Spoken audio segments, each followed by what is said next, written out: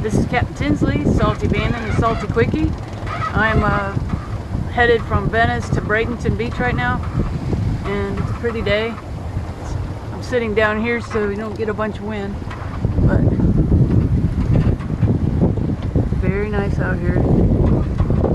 It's a short day because I want to just kind of travel in the warm hours, and it's supposed to be nice, you know, mid-70s today, and nice, relatively flat seas and 10 to 15 mile-an-hour winds.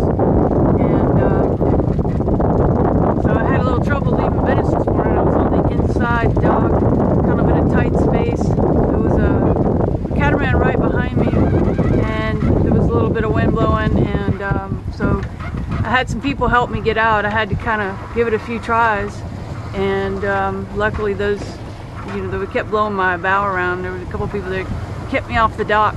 Finally, after about the third try, I was able to get out of there. So I was grateful to those people for helping me, fellow boaters. The boating community is awesome, and so everything's pretty smooth right now, smooth sailing, as they say. I'll be in Bradenton